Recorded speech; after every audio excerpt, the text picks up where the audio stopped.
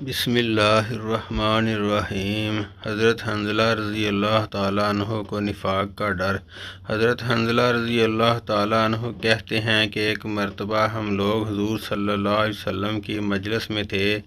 حضور اقدس صلی اللہ علیہ وسلم نے وعظ فرمایا جس سے قلوب نرم ہو گئے اور آنکھوں سے آنسو بہنے لگے اور اپنی حقیقت ہمیں ظاہر ہو گئی۔ حضور صلی اللہ علیہ وسلم کی مجلس سے اٹھ کر میں گھر آیا، بیوی بچے پاس آ گئے اور کچھ دنیا کا تذکرہ شروع ہو گیا اور بچوں کے ساتھ ہنسنا بولنا، بیوی کے ساتھ مذاق شروع ہو گیا اور وہ حالت جاتی رہی جو حضور صلی اللہ علیہ وسلم کی مجلس میں تھی۔ دفعتاً خیال آیا کہ میں پہلے سے کس حال میں تھا، اب کیا ہو گیا؟ میں نے اپنے دل میں کہا کہ تو منافق ہو گیا، کہ ظاہر میں حضور اقدس صلی اللہ علیہ وسلم کے سامنے تو وہ حال تھا اور اب گھر میں آ کر یہ حالت ہو گئی۔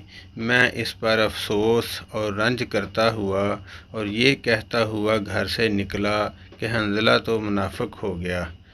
سامنے سے حضرت ابوبکر صدیق تشریف لا رہے تھے۔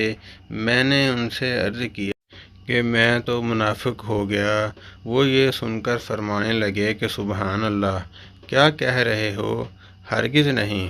میں نے صورتحال بیان کی کہ ہم لوگ جب حضور صلی اللہ علیہ وسلم کی خدمت میں ہوتے ہیں اور حضور اکرم صلی اللہ علیہ وسلم دوزخ اور جنت کا ذکر فرماتے ہیں تو ہم لوگ ایسے ہو جاتے ہیں گویا وہ دونوں ہمارے سامنے ہیں، اور جب حضور اقدس صلی اللہ علیہ وسلم کے پاس سے آ جاتے ہیں تو بیوی بچوں اور جائیداد وغیرہ کے دھندوں میں پھنس کر اس کو بھول جاتے ہیں۔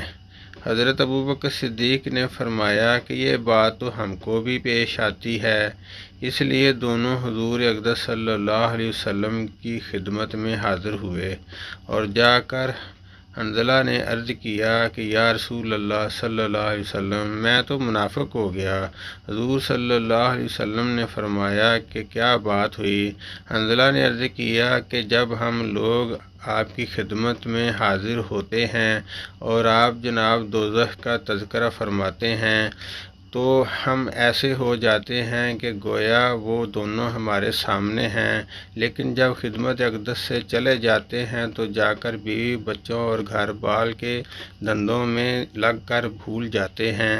حضور اقدس صلی اللہ علیہ وسلم نے ارشاد فرمایا کہ حنظلہ، اس ذات کی قسم جس کے قبضے میں میری جان ہے، اگر تمہارا ہر وقت وہی حال رہے جیسا میرے سامنے ہوتا ہے تو فرشتے تم سے بستروں پر اور راستوں میں مصافحہ کرنے لگیں، لیکن حنظلہ بات یہ ہے کہ گاہے گاہے آدمی کے ساتھ انسانی ضرورتیں بھی لگی ہوئی ہیں جن کو پورا کرنا بھی ضروری ہے۔ کھانا پینا، بیوی بچے اور ان کی خیر خبر لینا، یہ بھی ضروری چیزیں ہیں، اس لیے اس قسم کے حالات کبھی کبھی حاصل ہوتے ہیں اور نہ اس کی امید رکھنی چاہیے۔ یہ فرشتوں کی شان ہے کہ ان کو کوئی دوسرا دھندا ہی نہیں، نہ بیوی نہ بچے، نہ فکر معاش اور نہ دنیاوی قصے، اور انسان کے ساتھ چونکہ بشری ضروریات لگی ہوئی ہیں اس لیے وہ ہر وقت ایک سی حالت پر نہیں رہ سکتا۔ لیکن غور کی بات یہ ہے کہ صحابہ کرام رضی اللہ تعالیٰ عنہم کو اپنے دین کی کتنی فکر تھی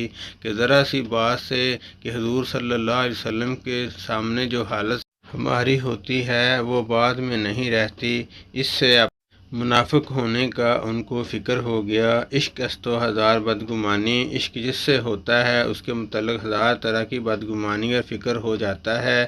بیٹے سے محبت ہو اور وہ کہیں سفر میں چلا جائے، پھر دیکھیے ہر وقت خیریت کی خبر کی فکر رہتی ہے، اور جو یہ بھی علم ہو جائے کہ وہاں ہے یا فساد ہو گیا ہے، پھر خدا جانے کتنے خطوط اور تار پہنچیں گے۔